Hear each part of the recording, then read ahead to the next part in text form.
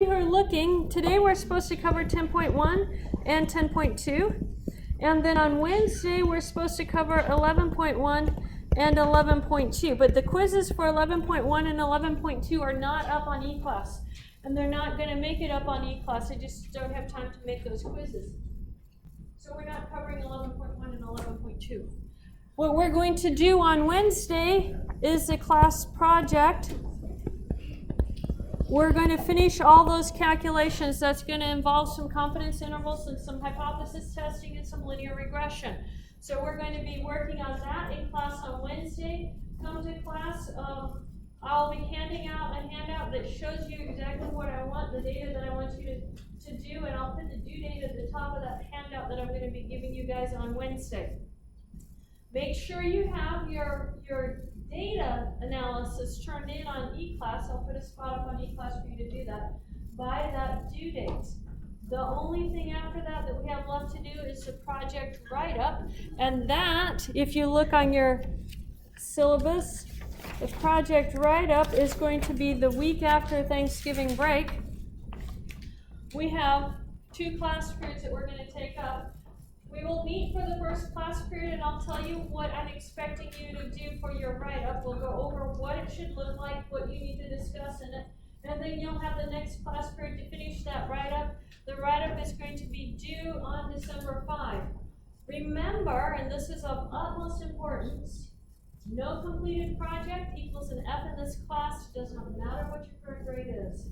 This is something I have to evaluate you on for your general education requirements. You have to do it. I have to prove that you did it. So, it's not worth that much of your grade, but if you don't do it, you get an automatic F.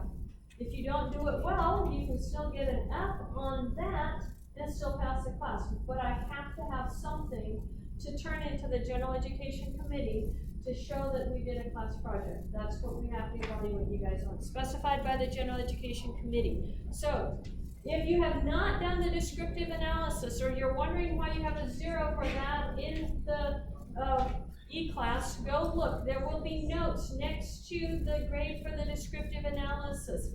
Go read those comments. Some of you only turned in half the data. Incomplete, it's still not going to get you a passing grade in this class. It has to be a completed project. So anything that's missing needs to be resubmitted so that I have something to hand into the General Education Committee showing you that you actually did do a complete project in this class. That's what I have to do. So I need your guys' help doing that. All of that is due no later than December 5. At the end of December 5, I'm not accepting any more project material. It has to be completed, it has to be turned in by December 5. There are 70 students in this class. I have to have time to grade all of that. December 5 is the cutoff for that. Okay? Are we clear on that? We're going to finish the project, right? Yeah. Some of you joined class late may not have understood the beginning part, but the project is mandatory, it's not optional, as every other part of the course is optional. Okay, just wanted to make sure that's clear. We're not doing chapter 11. There's no quiz for Wednesday outside of class. There is a class worksheet at the start of class covering what we're going to go over today in class, and then that is the last class work for the semester. So one more class period for that.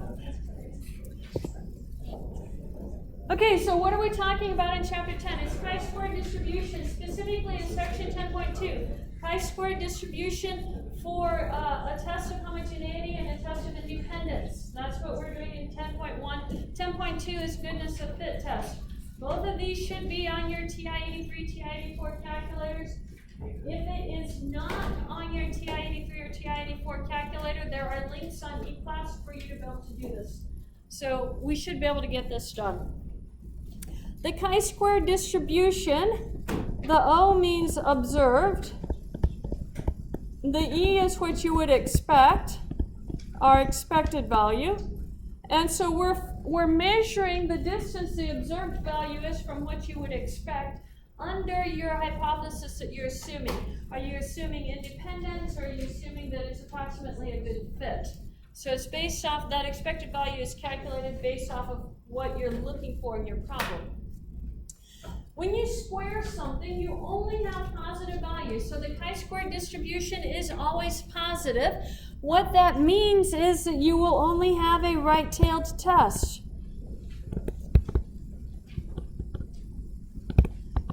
Your calculator is going to take that into consideration, but you will only have a right-tailed test. These distributions are skewed right. So if I were to graph a chi-squared distribution, it would look high and then fall off. High on the left-hand side falls off to the right. As n gets bigger, that point where it's the tallest will move farther right, and eventually it will be almost mound-shaped.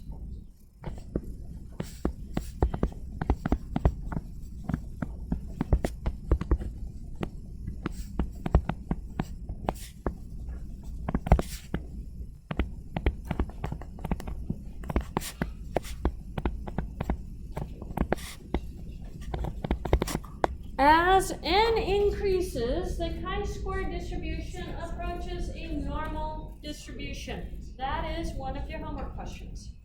As n increases, the chi-square distribution approaches a normal distribution.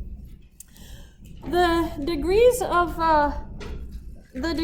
freedom that we're calculating for these it's going to be a slightly different formula for each one of our distributions, whether it's a test of independence or a goodness of fit test.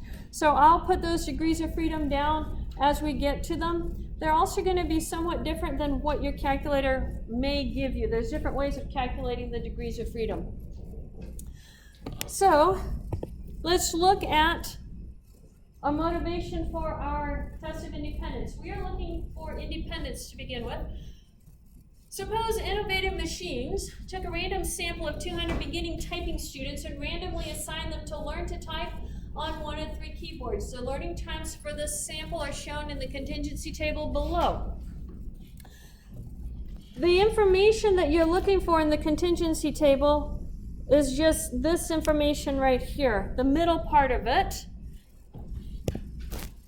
I'll put it, that middle part right there. The size of this contingency table, we say it's 2 rows by 3 columns. So we say it's 2 by 3. It's rows by columns. That's how we define it for this size. You need to know how to do that because you're going to be defining it on your calculator to be able to type in this information. So it's the number of rows by the number of columns. I wrote down the size of this contingency table. It's 2 by 3. Innovative Machines wishes to test the hypothesis that the keyboard arrangement and the time it takes a student to learn to type are independent. Independent means that the probabilities don't depend on each other. We can multiply the probabilities together. They don't depend on each other. So under the assumption of independence, find the expected value for cell 2-1. This is the row. It's in row 2, column 1. So row 2, column 1 is going to be that cell right there. We want to find the expected frequency. So if I'm looking at this right here, that means I'm looking at the probability. First of all, let's start with what expected value is. Do you guys remember expected value from the first half of the semester?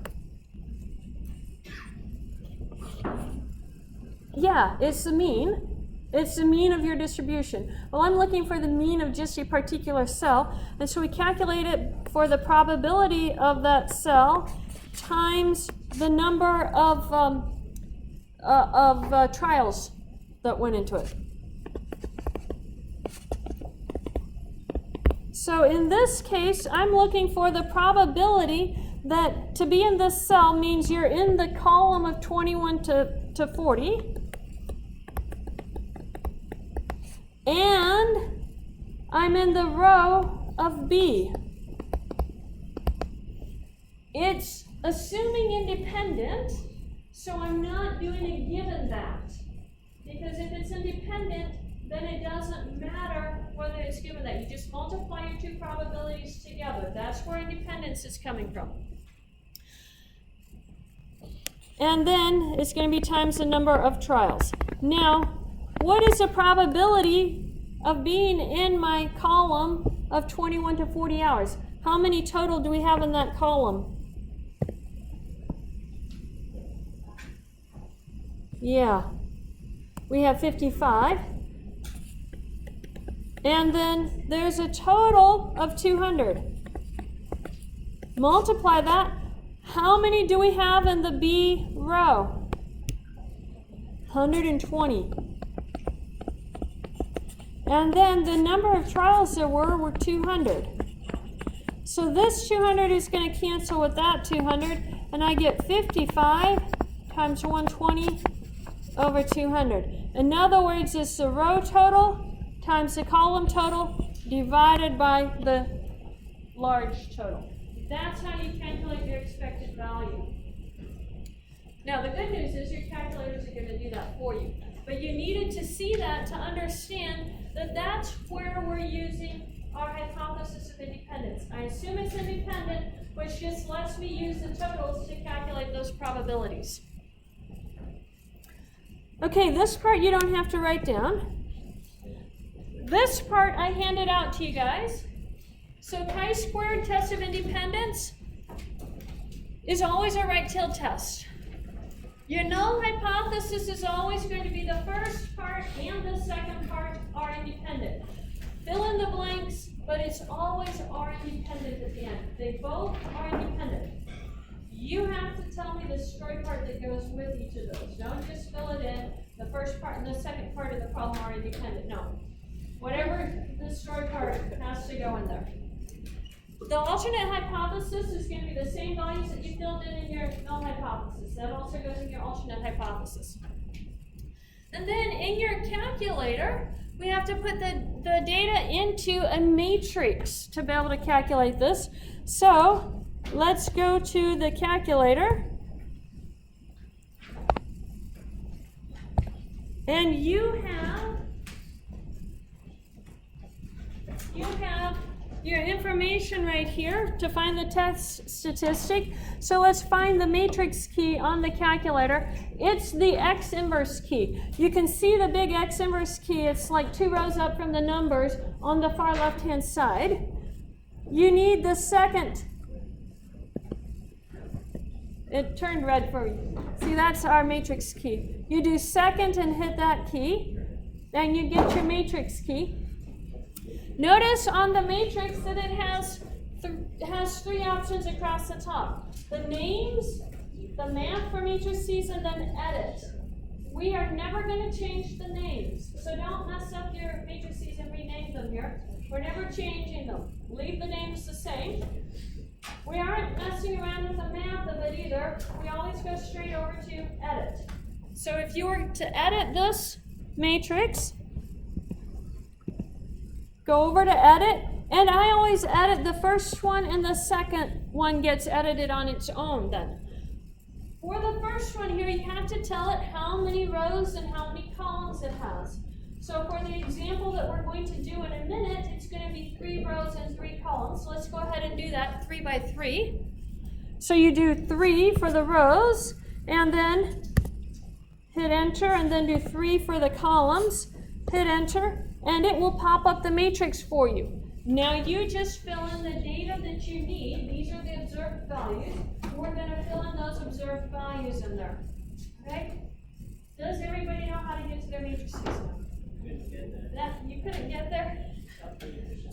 Oh, you guys have the different calculator. Sorry about that, guys. You may have to use a link on eClass. TI-89s, I don't know how to work. Okay, so let's go back and look at our notes. The calculator is going to give you the test statistic. The degrees of freedom for this one, test of independence, your degrees of freedom are going to be number of rows minus 1 times number of columns minus 1. So if I have a 3 by 3 matrix, my degrees of freedom is going to be 2 times 2. Subtract 1 from each of them, multiply it together. What is the degrees of freedom? 4. Number of rows minus 1, number of columns minus 1. That's your degrees of freedom. And then your p-value is given on the calculator. Don't look it up in the tables. Again, this test is finding the average of the square of the difference between the observed values and the expected values under the hypothesis that the values are independent.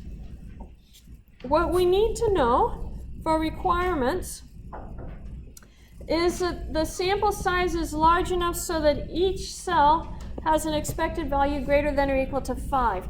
You're not going to know that ahead of time because I'm not making you calculate the expected values by hand. The calculator is going to calculate them all. All you're going to do is go and look at them after your calculator calculates it and verify that they're all bigger than or equal to 5.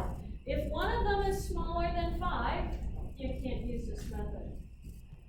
If one of them is smaller than 5, you're done. You can't do any more work. Okay? We need these values bigger than or equal to 5. So let's look at our example. These are the values we're going to put into our calculator.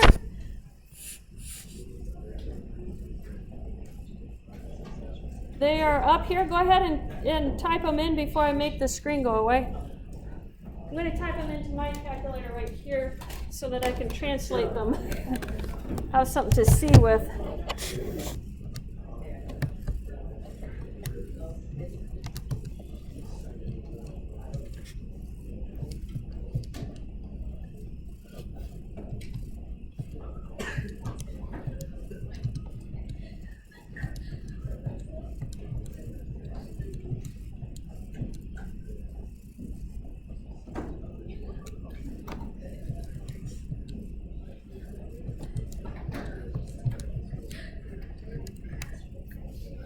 Okay, when you have the data typed into your calculator, quit that mode. Let me go ahead and go type it into my online calculator so we can see, everybody can see what it's going to look like.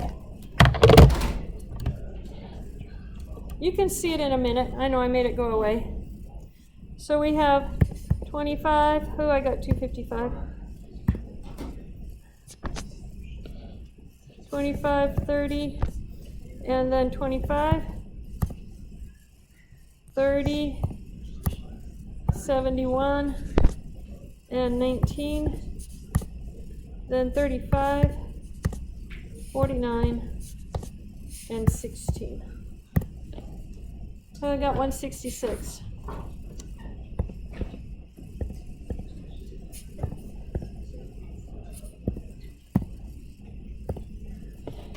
Okay, so does everybody have all the data into their calculator?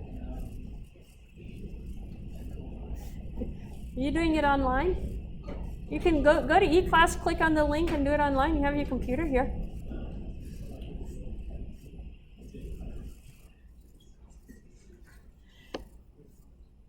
Okay, so I'm going to quit that. Now we have to go to our stat. Notice it says use the chi-squared test. Stat, test, chi-squared test, just exactly where we've been going before. So stat, over to tests, and chi-squared is pretty close to the bottom, so I'm going off the top of it. Notice there are 2 chi-squared tests on my calculator. Hopefully that's the same case on your calculator. But if you have a really, really old TI-83, TI-84 calculator, you will not have one of these chi-squared tests on it. I just can't remember which one it is because I haven't taught statistics in 5 years. But so old calculators only had one of them, and we had to download the other one. And you can go to their website and download it onto your calculator. Okay? So if you're missing one of the chi-squared tests, you can go to the TI website and download it onto your calculator. We are using the chi-squared test, not chi-squared GOF test, but chi-squared test. That's when we're using. Question? Have you ever used the other one? Yes. Last half of the class period. We are going to use them both today. Okay, when you use the chi-squared test, it's going to ask you for the matrices, the matrix that you put your information into. We put it into matrix A. That's why I told you to put in the first one, because your calculator will pre-populate it with the first and second matrices for you. Don't worry about the color or anything, just go down to calculate and hit enter. Notice it calculated the chi-squared value for us and the p-value, and it gave us the degrees of freedom of 4, which it's supposed to give us. So what is the chi-squared value if I round this to 3 decimal places? 13.316, that's correct. I'm going to write it over here. Chi-squared equals 13.316, and I'm going to write the p-value down so I have it. The p-value is 0.0098. I'll use all 4 decimals. Now, the first part of the question is going to ask us to verify the requirements. Remember, the requirements are that all of our expected values have to be greater than or equal to 5. So the way we do that is to go back to our calculator, go back to our matrices, go back to edit, and go down to number 2, which is our B matrix, and look at it. Are all the values in the B matrix greater than or equal to 5? Yes, I can do this test. If any of them are less than 5, we can't do this test.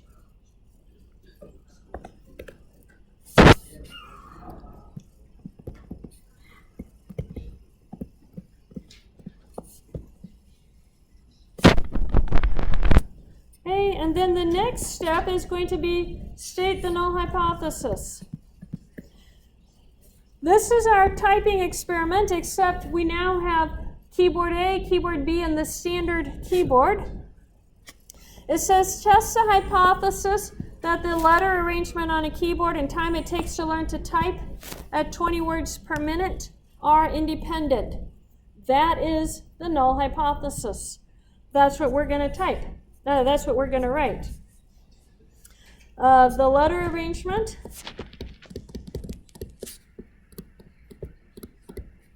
I wish I had copy and paste at this point. Letter arrangement on a keyboard and the time to learn to type at 20 words per minute are independent.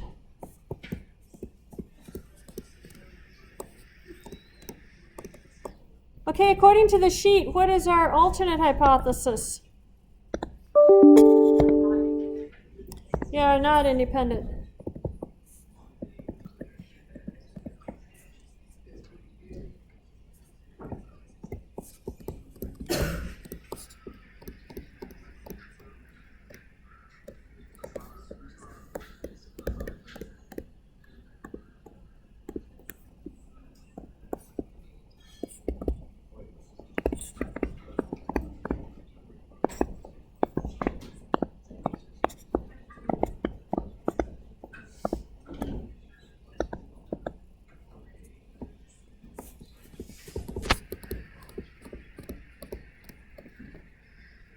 Okay, that's a null hypothesis. The alternate hypothesis is going to ask us for the chi-squared, the test statistic.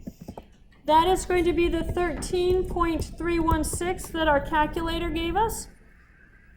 It's going to ask us for the p-value. What is the p-value was 0.0098 that the calculator gave us. Those 2 values come from the calculator. It's going to ask us for the level of significance alpha. What did we use for alpha here? 0.05. And then we have to determine, do we reject or fail to reject? I think we're going to scroll down. Compare the p-value to alpha.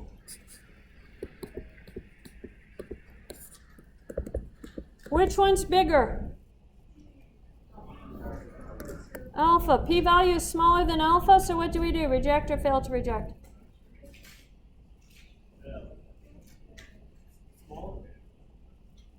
P-value smaller than alpha? Reject.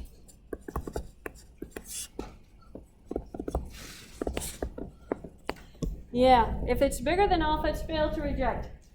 Must be Monday, we're forgetting that part. It's the one part that doesn't change.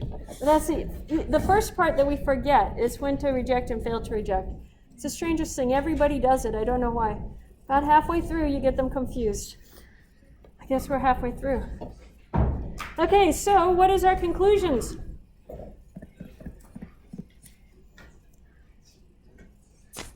This is step 7, so this is step 8. Conclude. Copy down your alternate hypothesis. If you rejected your null hypothesis, then you copy your alternate hypothesis. So the alternate hypothesis was the letter arrangements on a keyboard and the time to learn to type 20 words per minute are not independent. Or I could say do not appear to be independent. That's a better wording of it because we hedge our bets.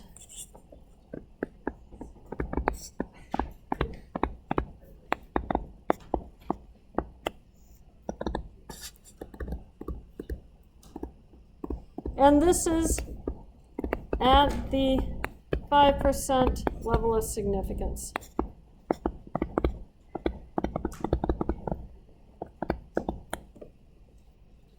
Question? Because we don't want to actually make the claim that they are not independent, because it could be we didn't gather enough data. There is a favorite question of mine that goes on tests, guys, for hypothesis testing. Does statistics ever prove anything? No, absolutely never. That's why statisticians never make actual claims about anything. They say it appears to be one way or it appears to be another way. We fail to reject. We don't accept anything. We hedge our bets. Statistics never proves anything. Therefore, that's why I reworded it, do not appear to be independent. I could have said are not independent. Nothing wrong with that phrasing. It just would need someone to believe that you had verified it beyond a shadow of a doubt. And the way that this is worded, there is still some doubt left in the wording. You don't know that for sure. Any other questions on that? Can we do that one on our homework? Yes. Good answer.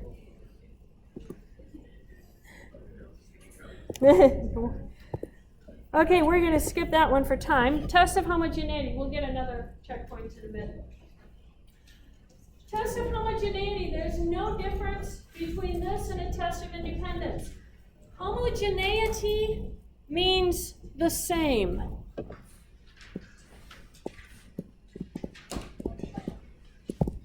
So this is used to determine when your values appear to be from the same distribution. So an example of this is going to be a librarian has a library. She wants to make sure that the books being checked out are in the same proportion as the books she has in her categories in the library. She doesn't want to have too many history books in the library if no one's using history books, but everybody needs biology books, say. So test of homogeneity. Are your two distributions the same? That's what you're trying to answer with this one. Are your distributions the same? The only thing that changes on this is your null and alternate hypothesis.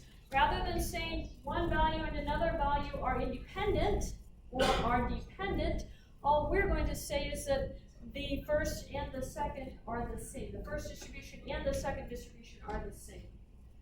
That's what we're looking for. So instead of independent, it's are the same and are not the same.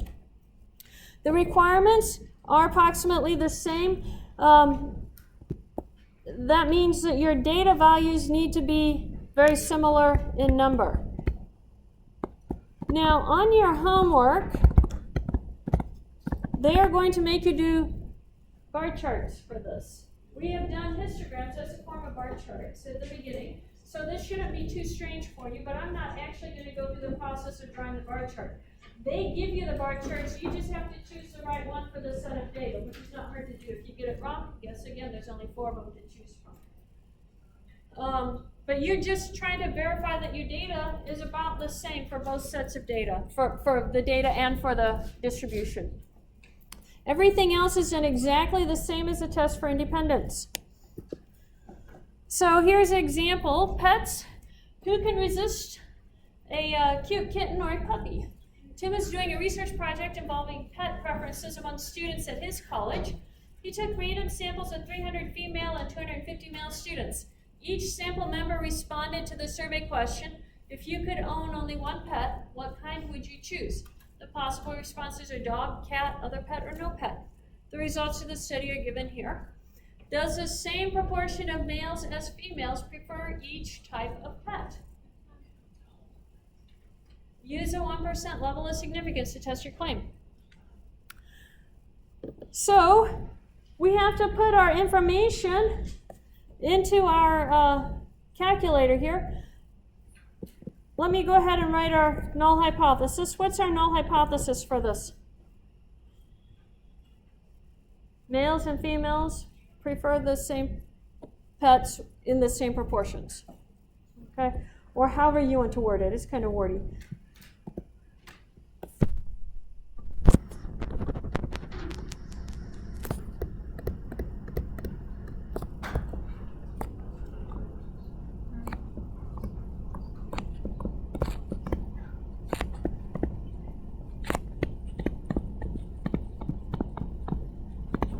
And what would the alternate hypothesis be?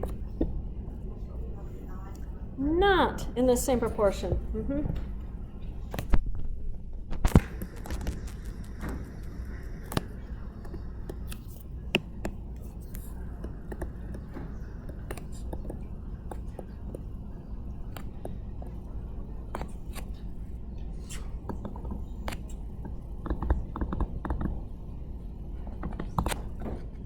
I could put in not the same proportions or different proportions. Different proportions seemed easier to write than not the same proportions. Okay, we have to put this information into our matrix in our calculator. So when you're doing this, what size of a matrix are we going to use? 2 by 4. So a 2 by 4 matrix. Go ahead and put it into your calculator. And I'm going to put it into this one so that I can copy it into that one.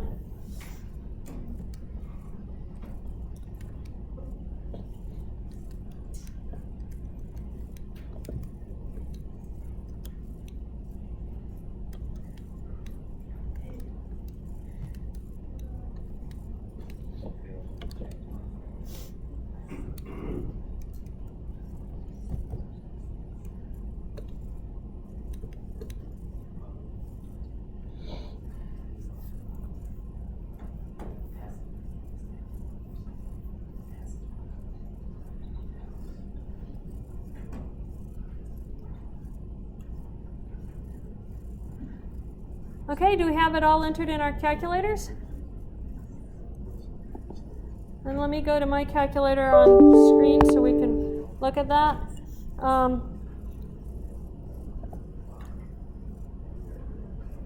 Okay, so I need my test, my matrix, go over to edit, choose the first matrix, and this is a 2 by 4. And let me get this up so I can see it. 120, 132, 18,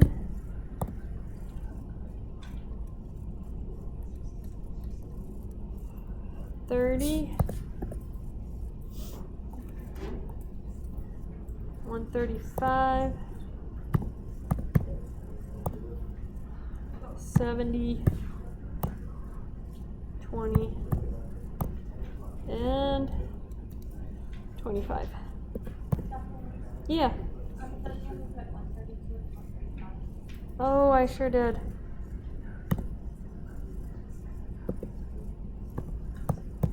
There we go. Not that one. Oh, so this one should still be a 130 then? It's not letting me move the, there we go. 135. And that's 132. Okay. Good catch. Now we want to go do our test. So we're using exactly the same test we used before, chi-squared test.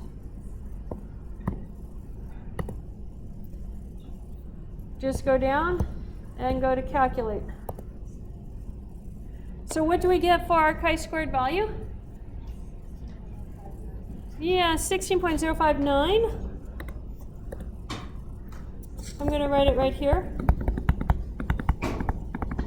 And the p-value, we need to write this down. The p-value is 0.001.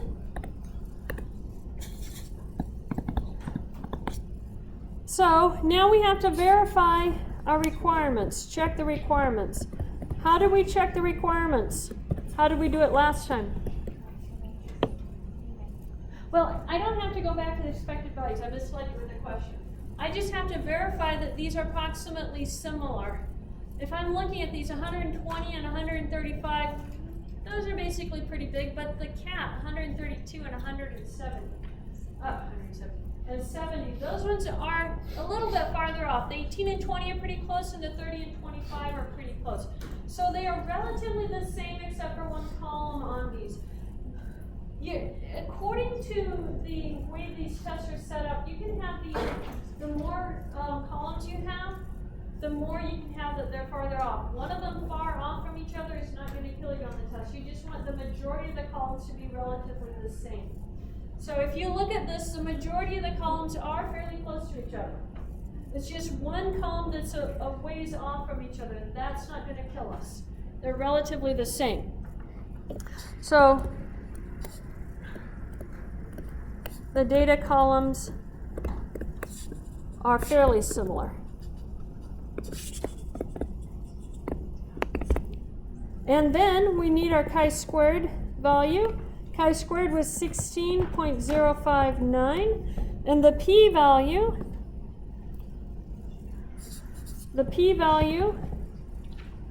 was equal to 0.001. What was the level of significance alpha? 0.01. So do we reject or fail to reject? Reject. Yep. If we reject H naught, then I just copy the alternate hypothesis down to conclude. So at the 1% level of significance,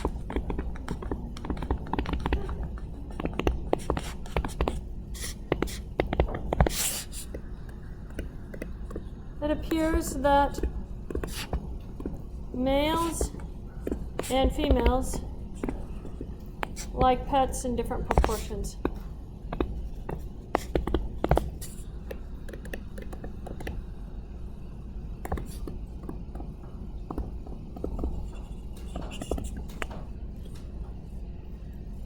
Any questions on that?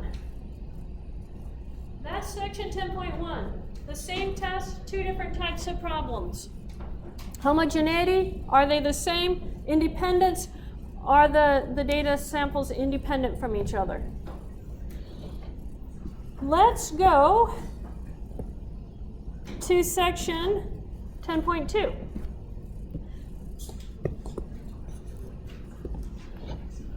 Is going to be the other calculation on our calculator. This is a goodness of fit. Goodness of fit means GOF. That's where GOF comes from on our calculator, goodness of fit. The test is finding the average of the square of the difference between the observed values and the expected value under the conditions stipulated. Exactly the same idea as the previous test, but our conditions are that they are a good fit for each other. We use a right-tailed test with the chi-square distribution. Since we're testing to see if the measurements of the difference between the observed and expected frequencies is too large to be due to chance alone. So we want to know, is something else driving them? Are they the same for some other reason? Our null hypothesis. You have to fill in the blank. Whatever your problem's talking about fits the given distribution. And then the alternate hypothesis does not fit the given distribution. So these are sentences now. On the calculator, if you had the GOF test on your calculator, you do not have to go and program your lists, which is right here. So only do this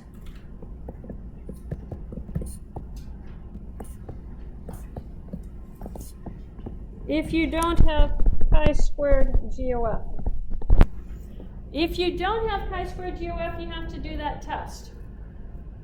This, by the way, is what you're going to do on your TI-89 if you can't find your GOF test on the TI-89. You can program it into your lists. You're going to put your observed data into list 1, the expected data into list 2, and this is a question on your homework. That's why it's in bold right here. This is the same as calculating the proportion of the sample size for each category designated by the proposed distribution. That is the answer you're looking for what is the expected value calculating. You're going to have a homework question that asks you, what is the expected value calculating? That's the answer you're looking for. It's calculating the proportion of the sample size for each category designated by the proposed distribution. Then you're going to calculate your chi-squared. Hopefully you guys all have the GOF test on your calculator. If not, then you're going to have to calculate it in the lists. And I will show you how to use your lists if you don't have it on your calculator. Your degrees of freedom is the number of rows minus 1 or the number of categories minus 1, depending on how they have the question worded. But this is also a homework question. And then the p-value is given to you on your calculator. So let's look at the requirements. Here, it has to be greater than or equal to 5. The only one that isn't greater than or equal to 5 is the one testing for similarities. And then you're just visually inspecting to make sure that they're similar. Here, our expected values still have to be greater than or equal to 5. So we have to go and inspect our list. Let's look at an example. The director of library services at Fairmont College did a survey of types of books by subject in the circulation library. Then she used library records to take a random sample of 888 books checked out last term and classified the books by subject. The results are shown right here. You're always given one set in percent, and you're given one set as observed. Number of books in the sample on this subject. The observed values go in list 1.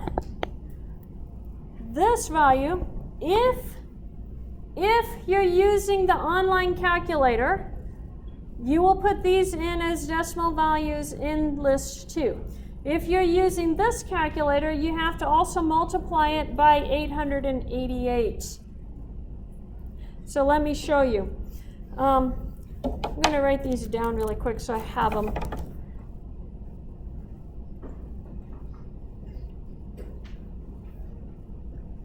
I'm just writing the percents down. Let's go ahead and plug in the data values into our list 1, the 268, the 214. Go ahead and do that. You guys know how to get to list 1, right? Yeah, go ahead and plug those into list 1. All of those sample values that they gave you on list 1, the percentages are what goes in list 2. But don't put them in as percent. I'll show you how to put them in.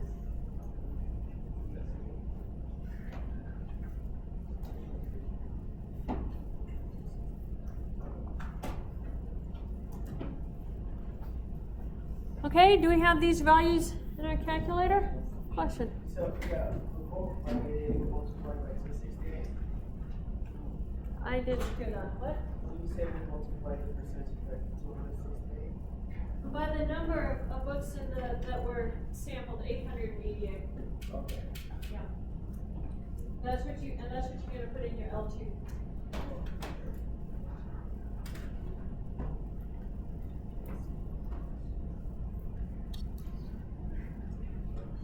Okay, do we have that data in our calculators?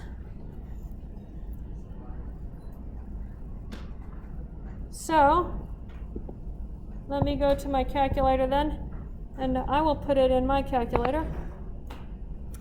Go to Edit, Lists, and I'm going to clear my L2, and I'm going to clear the L1.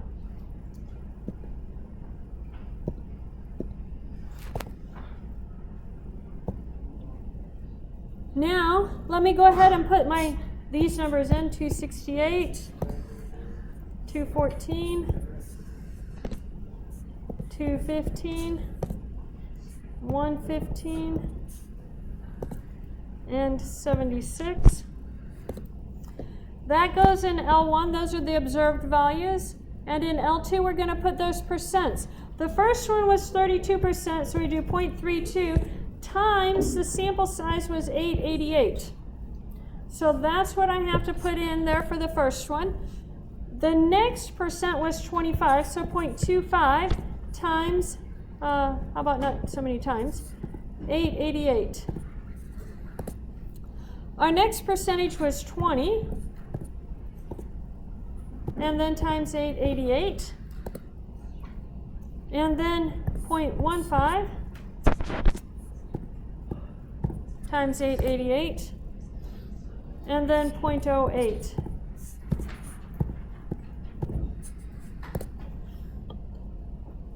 Stop and make sure your two lists are equal length, because they are not, your calculator will throw you an error.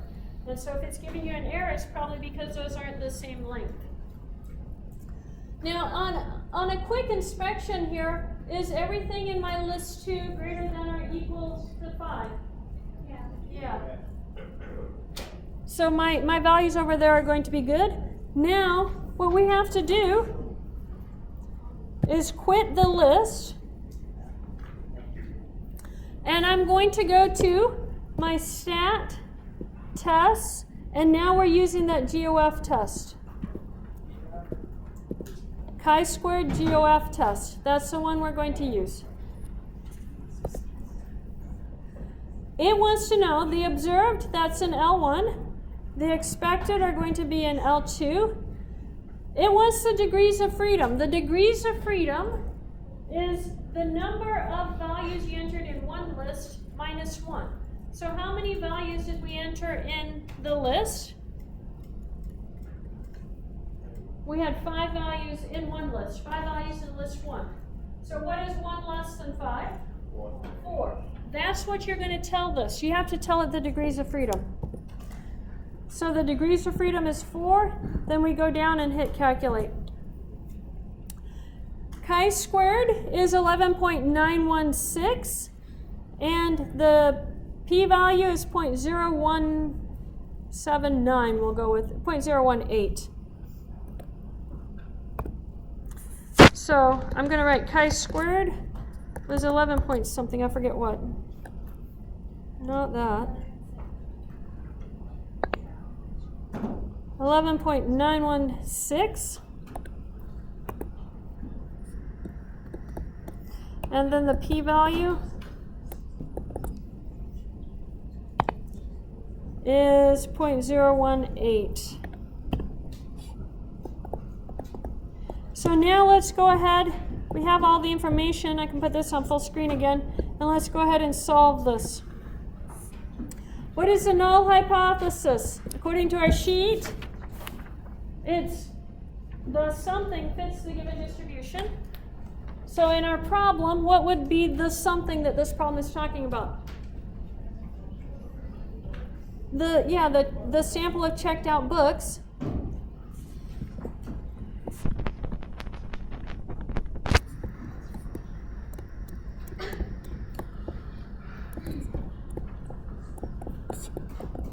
Fits the distribution of library books.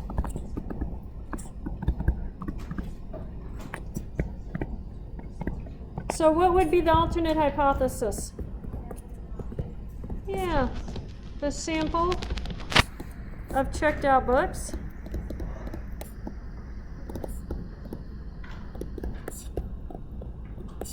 does not fit the distribution of library books. Wait for it, there we go.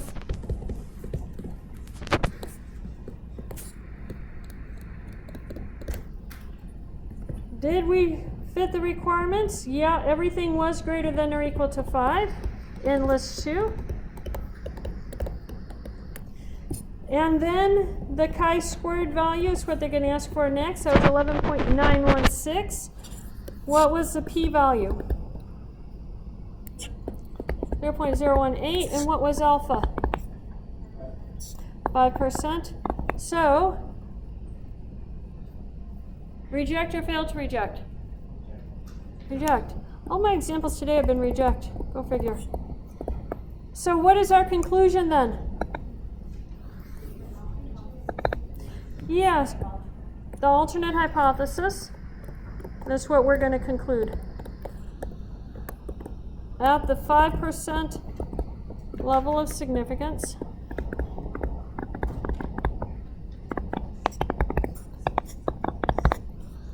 it appears that the books checked out do not fit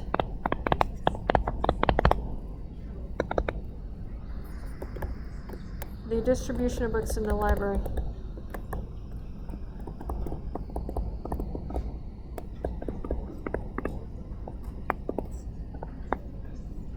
Okay. Question?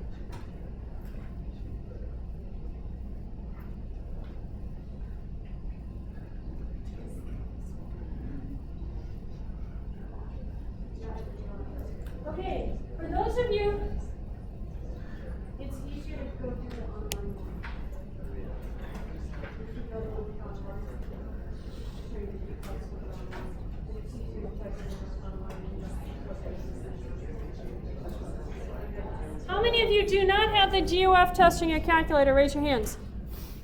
Okay, for those of you, it's easier to use the eClass link online. I put a link to an online calculator. The online calculator is easier than this calculator on the TI-83 to use.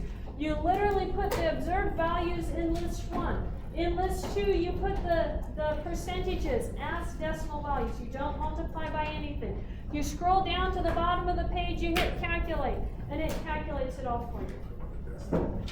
I always give you all this information on the test. Yeah, you won't actually have to use your calculator for the test, just for the homework. Yeah. Yeah. No, not on the online calculator. You just literally plug them in. It's easier than this calculator. Okay, guys, you have one more set of homework to do. 10.2 and 10.3. Do at the start of next class period. We will have a class work on that in the first 15 minutes of class. After that, we're talking about the project. So we'll see you next time. Make sure your names are on your papers and your oh wait, there's no classwork papers. We skipped it. Never mind. No extra checkpoints.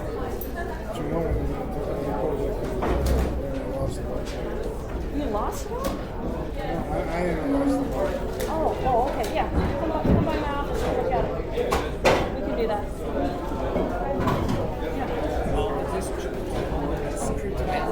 I just found that my files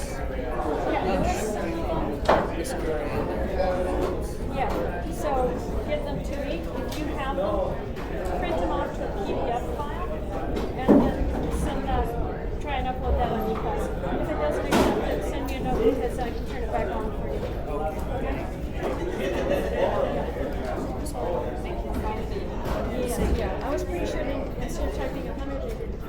So yeah, I'll you're welcome. Yeah. I'm gonna be on the way to Andrews on Wednesday. So how can I do a project? You have, I don't know, the instructions for it, and it's not until December 5th. So I was just working on it ahead of time. But out from the instructions set up for school. Well, thank you. As far as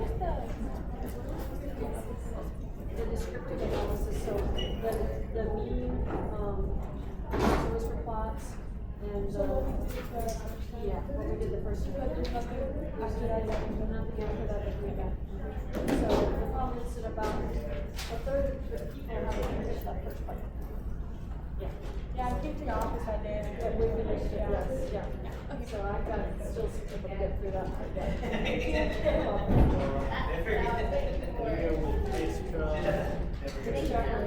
Disagree on, and then it may produce unrealistic. And it's like, it's bad, I should say. Wow, it took me less than 10 years. But I'm a slow reader though. I'm a slow reader. Just sometimes I just slowly, because that's all I want to do here. But it's just, it's gonna happen only once. That's why I'm slow. There you go. That works slow and careful, it gets you right into I it. thought I figured out my calculator and found the metrics, and then I was like, wow. Both of those are pretty easy to do online, and very easy to do online. But then the online one, I couldn't see like the 3x3, you know, how to choose. On the 3x3, I actually have to type in names at the top, so I just do 1, 2, 3, or 1, 2, 3, down the top of the column. Is the other guy the Chinese guy test, right? I swear. No, it's sorry. I mean, I would see, you know, that's Yeah, sort of. Which actually highlight type. this one, right? Yeah, so if you go up here and see you went 3x3, so go ahead and click on this, and then we can call that a 3. So we want 1, 2, 3, and then down here, we click on this and call it a 3. And then if you scroll down, and now you can call the data. And then after you put the data in, you hit next, and it'll tell you to choose alpha. It doesn't matter what alpha is, and then you click calculate, and you calculate. You're welcome. Yeah. Hi, so I went to go check my box and I only had 3 worksheets from this entire. I took most of her worksheets. I'm just joking. I'm joking. Okay, then you better give it back, because I have a 0 for one of them. Yeah, and I was 0 for one of them, but I couldn't find that one. The one of the other ones were there. Did you look at all of the money boxes around there? Maybe we can renew it, like, empty. Because remember you said every week you're gonna add He to was only gonna do that. Yes, for Dave. stuff. Oh, So all the check rates should still be in that. I would just keep checking the boxes and see if there's someone doesn't fit back. And remind me and all the announcements last week. For us? Check and see if What do you think? For what belonging? I can't change it from a 0 until I have the score to do. Can I just make it up? Honestly, no, it's because, like, I've never used the classes, it's kind of not fair, it's not my fault. But listen to me, it's not gonna make a difference in the big scheme of things. It's still fighting for it. That's true. So it's in the big scheme of things, one of those, 32 of them is less than 1% for your overall grade.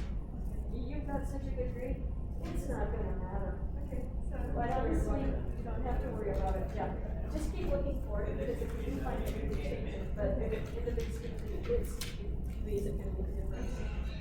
it's strongly positive because it's closest to 1, right? Yes. I mean, strongly positive correlated, whatever it is. You like this one? You said you liked linear regression going into it, so. What? You said you liked linear regression when we started. Yeah. Yeah. Here's That's a good thing. Here's Dr. Cat. Yeah, that means it's time for us to leave. Well, you're fine, I'm just a little bit early, I was, you know, when you're doing labs, you have to, You have to carry so many things too. yeah. So it takes me multiple trips. Do you need the projector? I do. Okay. No, actually, I don't. Okay, I'll turn it off then. Yeah, I teach. That is weird. Can you write on the board anymore? Yeah, well, you know, sometimes my pen doesn't like to write, so I have to have a backup. I don't know if yours ever does that, but it drives I me bring crazy. my own pens, and as soon as they stop writing very well, I throw them away, and, yeah. I know I'm in my computer. Oh, the computer pen? If mine stops writing very well, I reboot my computer. That's usually what happens. The other day, it was really slow. You mean remove your computer? Reboot it. I just turn it on and takes turn it forever off. during class to do that. Yeah, but I've done it before because we weren't going to make it very far. Yeah. Sometimes it gets so far behind.